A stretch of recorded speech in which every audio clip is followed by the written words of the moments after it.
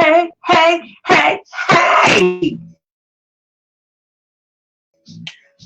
Hey, y'all probably can't hear that music, but Afro beats on. Hey, hey, hey. What's up? It is Sunday, and I'm sitting on my bouncy ball today. I'm not sitting in my chair, right? I put the chair over there. I am Keita J, y'all. I'm so rude. I am so rude.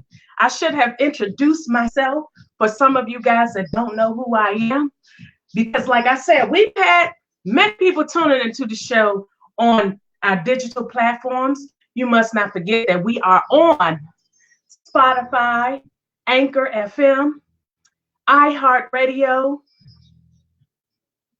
some other ones, some other station. Oh, we must not forget, we are also on Apple. So yes, we got more platforms that we're going to be on, and I'm loving it. I'm so loving it. Let me bounce on my bowl. Got to get your exercise in, right? Okay, so let's get started. Let's do what we do. I hope everybody has had a grand weekend. I hope you guys have been being safe with all the craziness that's going on in this world. You know, we have to make sure that we're protecting ourselves to the utmost, to the fullest, okay? We start off with health, right? Hot topics. We start off with health. We like to start off with what we drinking, right? Today, what am I drinking? I know y'all see. It's kind of probably look like a hot toddy, right? But I have what you call, it's strawberry leaf tea. And this is my cinnamon in the bottom right here, if you guys can see. Those on the platform, on the digital audio platform, you can't see it. You got to go to a website, got to go to website or YouTube to see the video. Anyway, strawberry leaf tea, let me tell y'all the benefits of that. Strawberry leaf tea is a great diuretic, which means it passes through the kidneys fast, right? And it helps the kidneys as well, helps to flush it. It contains iron. I know a lot of people need their iron. These women out here definitely are iron deficient, and you need your iron. So this is a really good tea to have for iron. It also is good for your red blood cells. So now that we've tackled that red leaf tea, you can get the red leaf tea in the loose forms of tea, or you can get the little tea bags, or you get the little tea bags. Look, let me tell you what I did. You can get the bags of loose tea, okay? Sometimes I'm talking so fast, I got to catch up with myself. But the bags of loose tea, right? You can get the plain, they look like the little tea envelopes that you can insert your loose leaf tea in. So you just take that, you put it in there, fold it up real good, and then you stick it in there and pour the water on top of it. There you go. Or you can get those little devices that you sit inside your water, and you just put loose leaf tea in there and pour the water on top. There you go. There you go. Let me drink some tea. Hey. Okay, let me get busy. I know, y'all. I know. But anyway, today we got some hot topics, baby. And let me see, y'all know I'm always trying to do two things at one time over here. Like I told y'all, we don't have a producer. I'm the producer. I am the videographer. I am all of that. And sometimes you have to learn how to do things for yourself before other people can come in and do it, okay? So we're working on all that stuff. We're going to have all that stuff covered. You just wait. Just wait. So we're going to first talk about my guy. Love me some Eddie Murphy. Can y'all see me? I love me some Eddie Murphy. If you don't know, okay? I love me some Eddie Murphy. You know, I used to always do voices just like him, but when I was younger, I used to do voices. People don't know, but I used to do a lot of voices when I was younger. I started back doing them again. I don't know. Sometimes I just be in the house talking to myself, and I just be trying to figure things out, and I end up singing a song, or doing a voice that I come up with, or because I don't do really impressions of people. I can make up my own stuff and do it. But yeah, that's just what I do. Okay, so we're gonna dig into this Eddie Murphy. Hear what Eddie Murphy's been talking about. He's been all over the internet lately, which is good because I like to see his calmness. You know, Eddie Murphy has this calmness about him. He's a funny, naturally funny guy. I want to say naturally funny. Okay, some people out here, they got to work hard to be funny, but I'm gonna tell you, Eddie Murphy is a natural at it. So here we go. Let's hear what Eddie Murphy was talking about on here. Oh, I can tell you a little bit. Let me tell you a little bit about what he was talking about. So he was speaking on his movies, the sequel, and all that good stuff. Let me let y'all hear it. Coming to America, I was sitting in a makeup chair. How the fuck did I win? Oh, he was cursing too. He was letting it 3 rip. o'clock in the morning, he was sitting there, taking that shit off, and had it off for hours and hours. The old Jewish guy from that's like an 8-hour, 6-7 hour makeup. Wow. A horror show. But when it comes out good, it's really good. I mean, and makeup has made so many advances in the last few years. Did it get any easier, or does it still take just as long to get that makeup? It still takes just as long. Wow. Do you still pay attention to reviews, or have you learned to tune that out? I don't read any reviews. I don't read any newspapers. I haven't read a newspaper or a corporate public magazine in 20 years. Really? Yeah, I go big long gaps where I don't watch the news. It could be totally disconnected. Be telling me shit. I'd be like, "What happened?" That actually sounds heavenly. Yeah, I never owned a computer, and I've never done any social media or Twitters, and I've never tweeted. I've never had any of that stuff. Although a lot of people here who thought they were following Eddie Murphy are probably disappointed right now. Yeah, I've had people say stuff to me on the street. They be like, "Hey, you know, blah blah." Yeah, I said, "That's not me." I said, "Yeah. I'm talking to you for 6 months."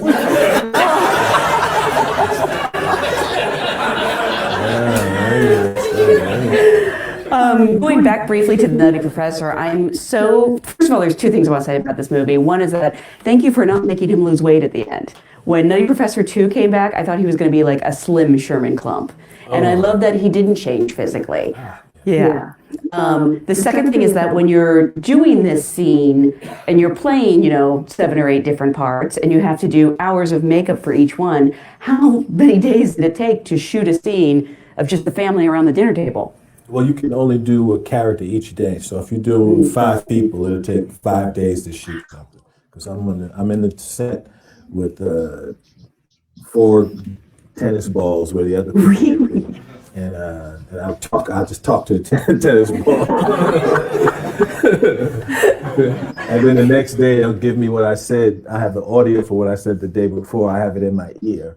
So then each day you have the audio in the ear and you talk to the ball. And it looks crazy if you come visit the set, it looks crazy. But when they put it all together, it's amazing. So was any of that scripted, or were you improvising for most of it? Oh, it's the combination. Yeah. Some of it's scripted, most of it's scripted, but I'm always improvising. Yeah. Did you ever consider having other actors sit in, or was it always the tennis balls? Yeah, I know that sounds weird. It's the tennis. I need the tennis balls, and I need to hear my audio because I need to be able to play off of what I said. And I have I think the only reason was able to do is have a really, really, really good memory, like a freakish memory. So I remember what I said and be able to. It's complicated. Oh, Actually, it's not, but I have a really good memory, so I can pull that off. It's so fascinating. I also want to touch on some of your voice work because obviously between Mulan and playing Donkey and Shrek, you have done these iconic voices. What do you like about doing voiceover work? It's not as easy as I thought it was. I love when it's done right and the movie's successful, there's this big, I don't know what it is about animated films, it's this big just outpouring and gush of just positive energy, people just love it. It's a big, and it's done like those Shrek movies. I get so much love from people from those Shrek movies. What do people mostly want to talk to you about when they like run into you on the street or in Coffee Bean and Tea Leaf, I guess? People don't strike up conversations. People want to take those. Oh yeah, everyone's a photo. They don't specify though. Like I'm curious if like the Nutty Professor fans outweigh the Coming to America fans. People see me and they'll be like, "You really got 10 kids?"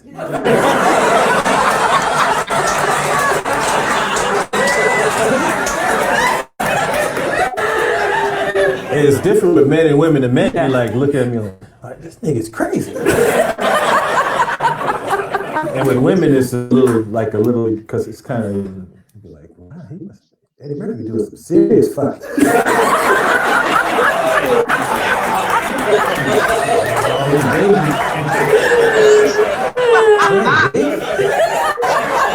He must be fucking all the time. I know he did a song called Party all the time. He shouldn't be fucking all the time. I think that's what that song was about.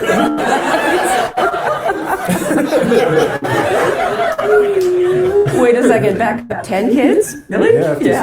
Yeah. She said, you must be doing some serious.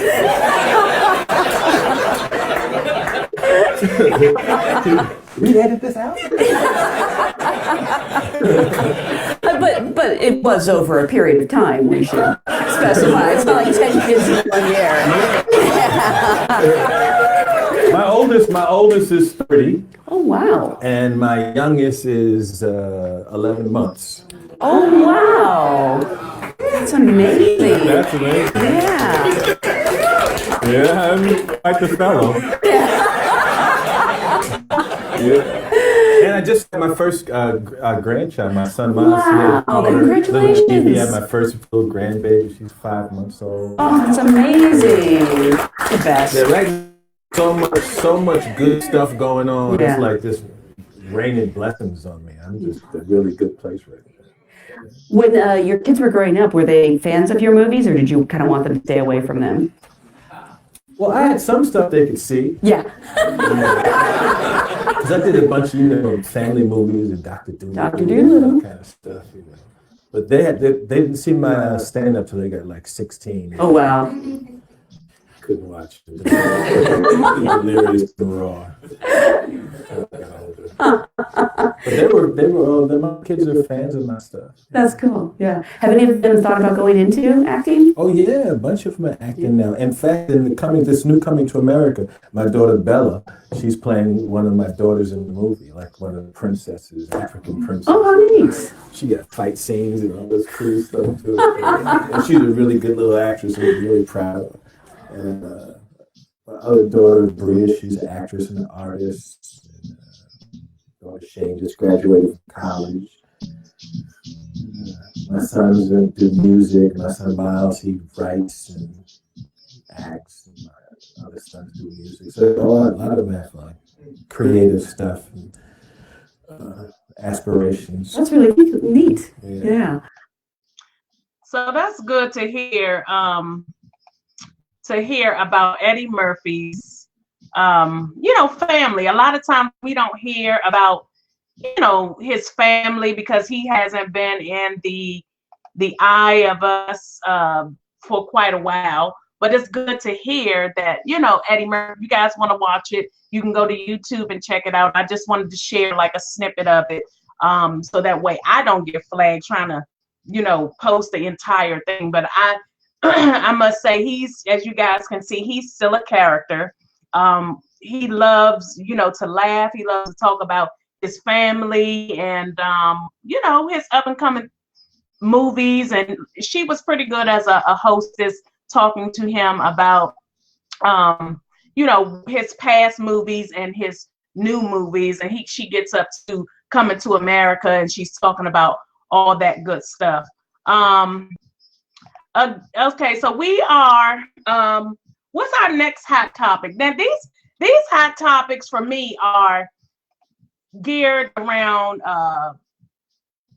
like I said, we talk about everything. We talk about relationships, we talk about family, we talk about performing arts. We talk about what people are doing in the street, you know, as far as missionary work. You know, we talk about great things. We talk about health as well, fashion. You know, we're going to be moving on and on about many things that we want to do. I want to talk to you guys about something that I have been doing a few years, right? I've been doing it a few years, but I just started. I don't even know if I did it for a year or not. But I will say that I did it for some time, maybe some months. And now I'm getting back into it, which is good, because a lot of times we don't understand what things could actually cure us, and well, not cure us, but get us on a healthy track and make sure that we're doing some great things in our lives. I want to talk about, you know, what we call Eastern medicine. Like this is more of Chinese medicine, right? So this guy, his name, and I don't know if I'm saying his name right, but I think it's Master Yang Zigong.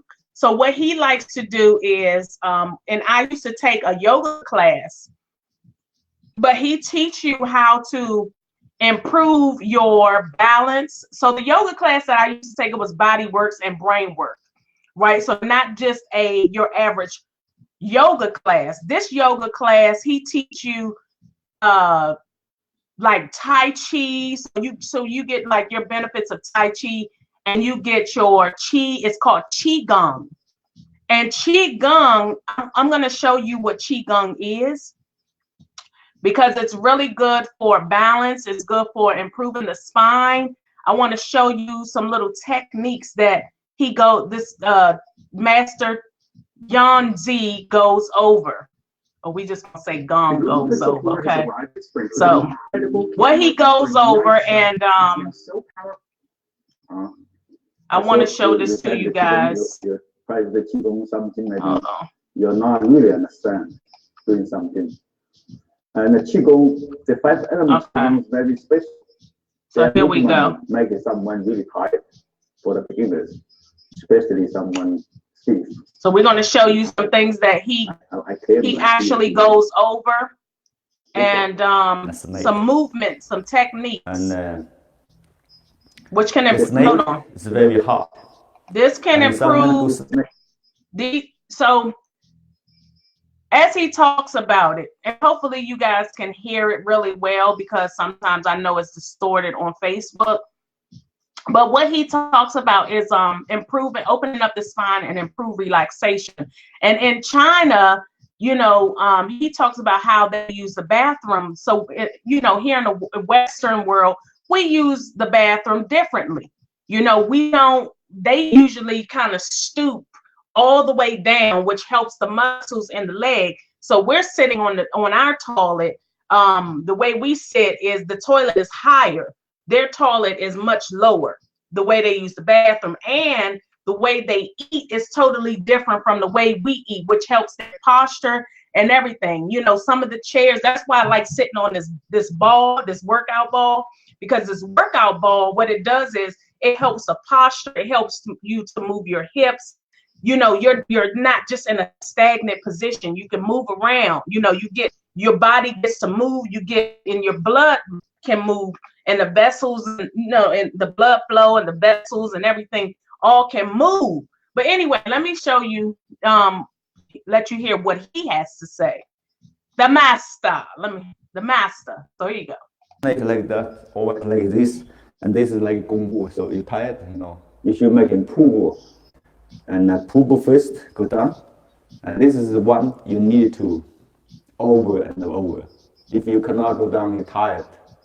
And someone is waiting here to rest. You are not rest. You are really tired, you know, because you hold using muscle. You're tired. This is why. So first, you have to fix this part.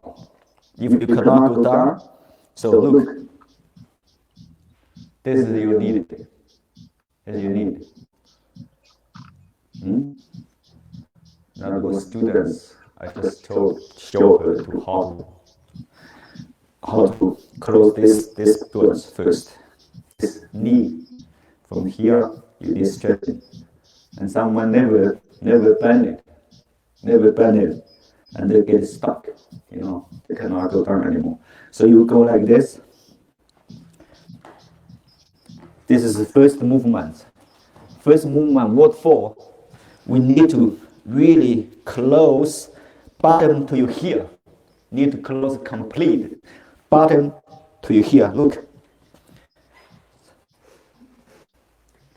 Bottom to your heel.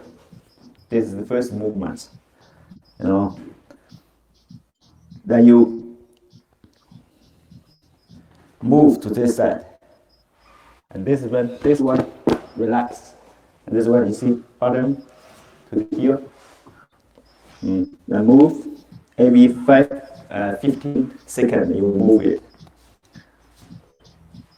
And this make you more relaxed. More relaxed. And second, see, you cannot do the squat down, is because here, this strength, the ankle. You cannot do, this is 90 degrees, we need to 45 degrees, see, 45. If you're 90, you cannot go down.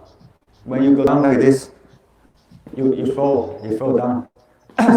So anyway, he talks about, like I said, he talks about, movement in the body, getting your blood flowing properly, flexibility. The QiGong helps with flexibility as well.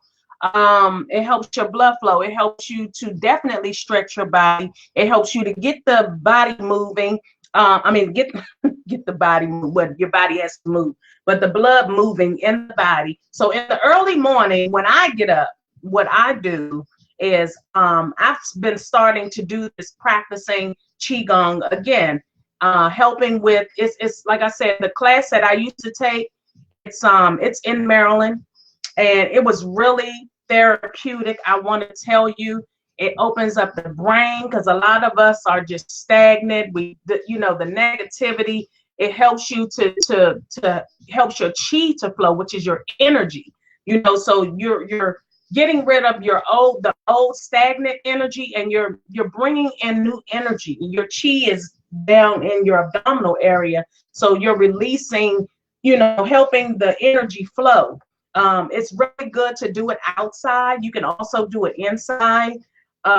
This morning I woke up and I went outside and I stretched and I like I said, I released my chi, gained more energy, not got rid of the stagnant energy. And this happens, you could do this every day. If you look on YouTube, they have videos where you can do it for 5 minutes, you can do it for 10 minutes, you can do it 20 minutes. So every morning when I wake up, because I get up like 4:30 in the morning, okay? I just want to tell you, I get up at 4:30 a.m. and I get my day going, and you can help the brain, start to move. And because like I said, when you're asleep, you're just idle. So you want to wake everything up. You want to move everything. I'm always going to give y'all some good stuff.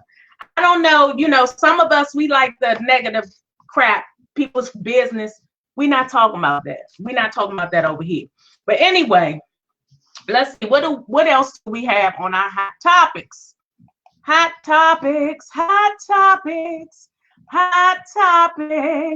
Oh man, I want to talk about this guy. Man, this story right here, really, anybody that's dealing with this, homelessness, anybody that's dealing with homelessness, that can happen to any of us. I'm telling you. This can happen to any of us. Okay. I just want to say this guy right here. I was looking at listening to something yesterday, and this guy, I ran across this guy, and he was talking about how he lost his money, which was really, really sad because he was a millionaire. He was working a full-time job. He had to retire. I'm gonna let him tell the story because I don't want to be the burden of the bad news. But you know, it's some good that came out of it though. But check this Derek, out. we're here in Oakland. We're at a city-sanctioned tent community that basically you founded and oversee. Yes. Well, first let's talk about your homelessness and how you ended up homeless, because you have a very interesting story. Yeah, it was an interesting road getting here. I worked for over 20 years with the United States Department of Defense as a classified contractor. Had developed some health issues because of my work, forced into retirement in 2007. I was a multimillionaire. I had plenty of money to retire on, so I was fine with retiring, and I was only 47. And so I bought a home in North Carolina on a beautiful lake. 2.5 months later, my financial institution went bankrupt overnight, no warning. And it was devastating. And you lost a lot of money. And for those of you watching this video that don't believe him, I've seen the picture, just the picture of his boat alone. This man had money. Yeah. I had 3 boats. I had a home here in Oakland, $1 million home here in Oakland, and I bought a $500,000 home in North Carolina.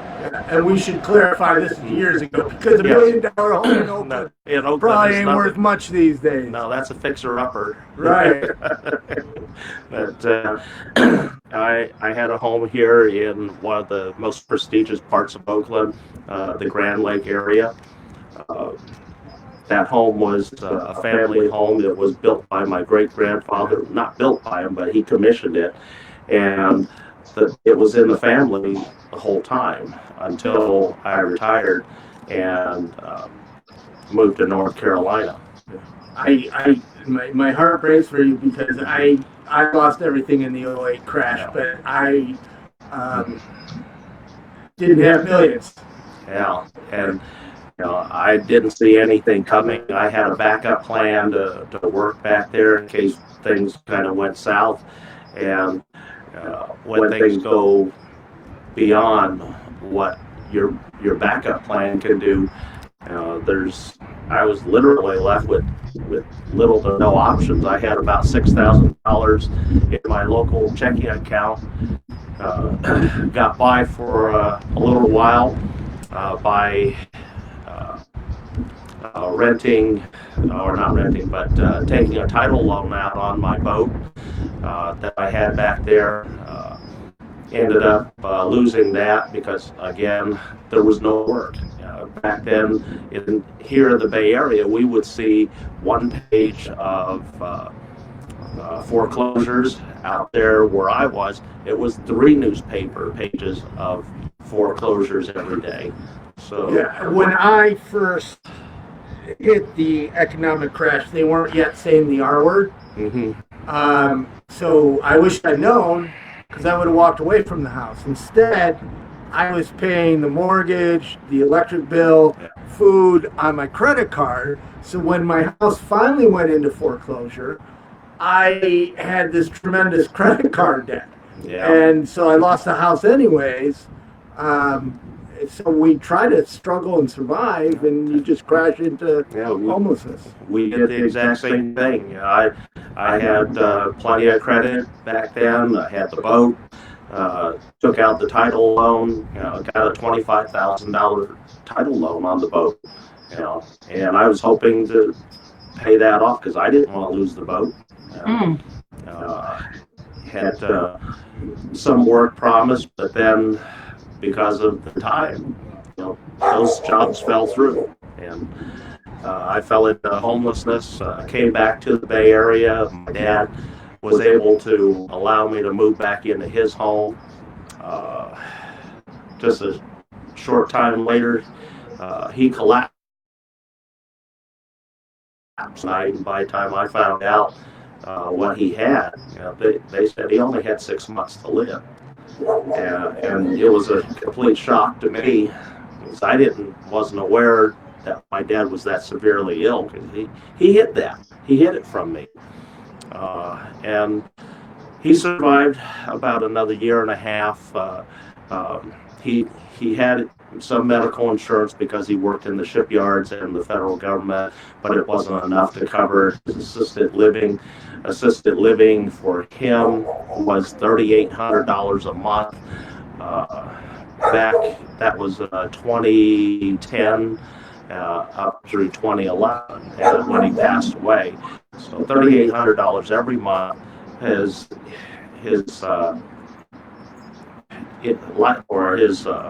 insurance, his medical insurance, covered about $1,500.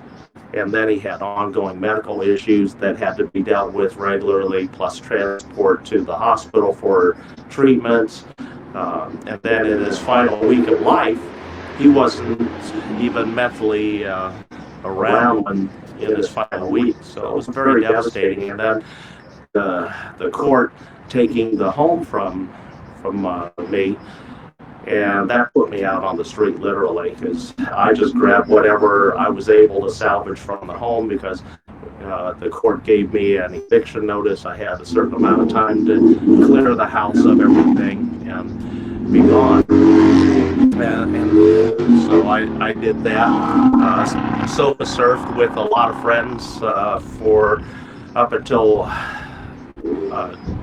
April of 2013. Went into the shelter up the street, EOCP, East Oakland Community Project. So anyway, as you guys can see, or hear, this guy, his name is Derek. And this is from a YouTube site called Invisible People. So what this YouTube site does is they go over from state to state, here and there. It's kind of like the new Humans of New York a little bit, it's kind of similar, but not exactly like it. So they talk to homeless people, like really nothing but people that are homeless. They're working on, working with people to try to help them through their homelessness, and I like to say less fortunate. So this guy Derek stood out because, when I first came onto the page, that's the guy that I saw. That's the story that I saw. Guy loses millions, and that stood out in the title. I'm like, wow. And as you can hear, he said he was a multi-millionaire. So, but he was still working a full-time job because he didn't know, what could possibly happen. He still wanted to cake his money up. However, I say this to any and everybody. I know what it's like for a house to go into foreclosure. Yes, I know what it's like. I've been there before. For my house to go, this is the Key to J Reveal show, y'all. We reveal some things. I don't have anything to hide. I know what it's like for a person to go into foreclosure. And good thing is I was able to save mine, but this guy here, he did him, and it's a lot of people out here that's not able to save their homes. You don't know day by day what's going to happen. You don't know and there's another guy that was speaking on it, and he said he thought he had some friends, thought he had family. A lot of times they will turn their back on you. People don't want anything to do with you when you can no longer carry yourself, and it's a very sad place for me. And this is from the heart. It's sad because people will turn their back on you when you don't have it. They will turn their back. I say for me, I've never been that person. I'm glad. I've had many people I don't even really know like that. that I have helped. And I'm not saying it where I just give people stuff, you know, maybe just building a friendship with them. You know, I had a coworker of mine some years ago. She had and this is just a bit of the story. She had kids, you know, she had like 5 kids. All of them, 4 of them was with her husband, her ex-husband, and then she had some kids that was one of the children was with one other guy. And you know, she had just gotten a job, but she was going through, and guys say women don't deal with child support. This woman, I've seen her, was dealing with the courts garnishing her check for her child support. You know, whatever money she was making, the courts was taking out her check. Okay, they sent in a garnishment letter saying that we need to take this, you know, her money, whatever monthly she's going to be paying. And I want to say that hardly left her with anything. And she still had a daughter to take care of.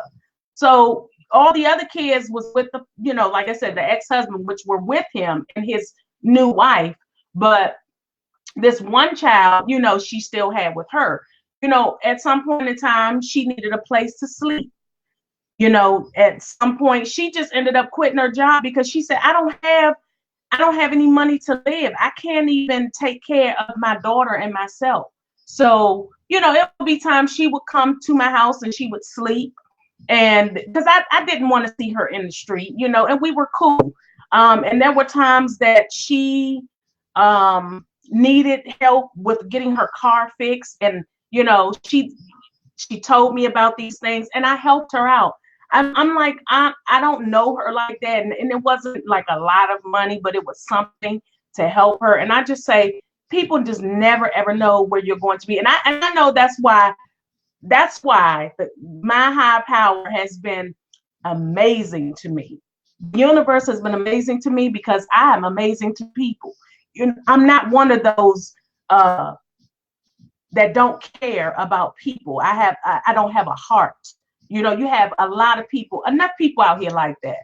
You meet some people that are very kind, you know, and some, we don't have that a lot. We really don't.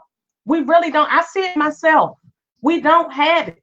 So that being said, you know, sometimes you can lend a helping hand. You can go to a kitchen. You know, it's that time of year where you can go help out the, you know, less fortunate people.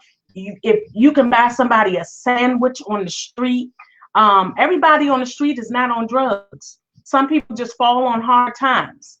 And this guy, Derek, if you guys can see all the little, the tarp behind him, he actually lives in a tent right now. He said he's thinking about running for mayor, but he built a community in Oakland for these people to live on the street. He said he was the first one to actually have a tent in that area. He said it used to be kind of bad, but then he used to sweep the ground. He was taking care, and the city came in, and the city has honored them that space back there. As long as they stay back behind, there's a line that divides the street from them. So as long as everybody that comes in that area can stay behind that line, the government has given them that space to use. So he says about 30 something people, sometimes more, sometimes less, people come and go. Sometimes some people may get homes, will find a place to stay or what have you.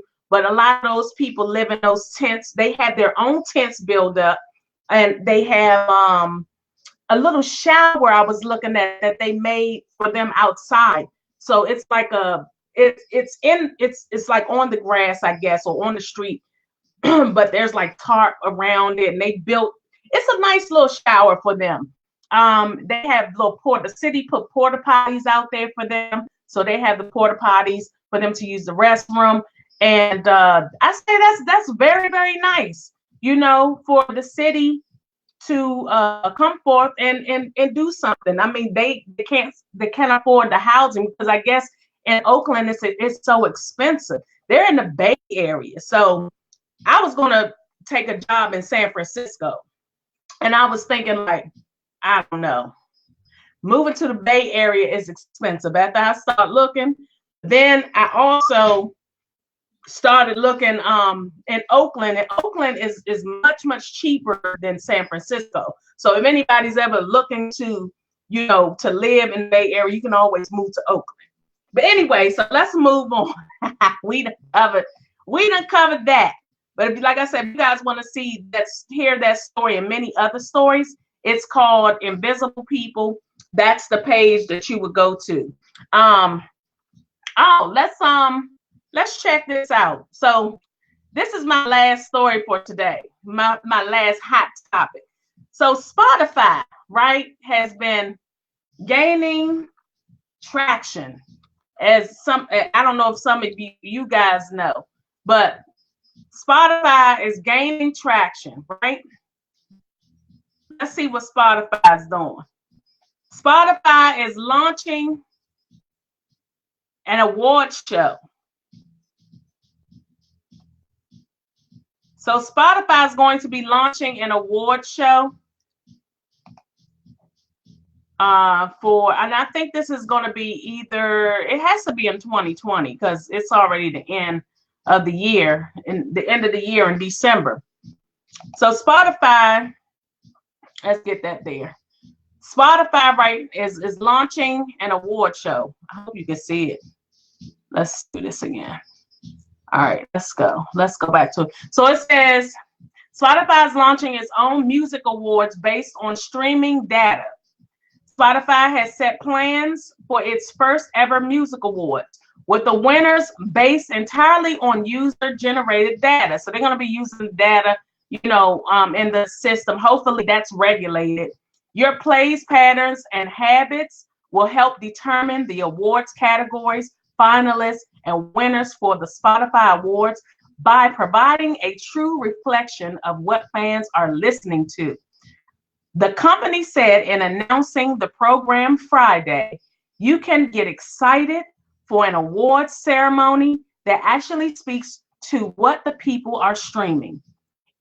It's essentially Spotify's in-house version of the Billboard Music Awards, for which most finalists and winners are based on sales, streaming, and user engagement data. The other big music biz, QiGong, are the industry voted Grammy Awards and American Music Awards, which are determined by open fan polling. The goal of the Spotify Award is pretty transparent. The company wants to encourage fans to vote with their ears by streaming as much music by their favorite artists on a platform. Save the date and get streaming, Spotify said in an announcement. So yeah, so they're looking to do this March 2020, the first show, the first award show. It's going to be, the streamer has teamed with the Warner Media's Turner Latin American division to broadcast the show live March 5th, 2020. So I guess it's going to be across TNT. So, you know, and it's going to be in all Spanish language countries in the region. According to Spotify, Mexico City is its biggest single market with more listeners than other major metro areas, including New York City, LA, London, and Paris. Spotify first launched in Mexico in 2013. Oh, I didn't know that. So I'm learning something. I'm always willing to learn. But that's a good thing. That's a good thing to know. You know, like I said, Spotify has been doing their damn thing lately. And it's good to know that they're progressing in, you know, in their endeavors, you know, their future endeavors. So that's amazing. It's always good to hear that. Well, that's it for the show. That's it for the hot topics. Check us out on Spotify and all these other platforms, Anchor, iHeartRadio. Don't forget, you guys can get that Castbox app, and you can go on there and you can listen to your hottest, if they're on there, because there's a lot of them on there.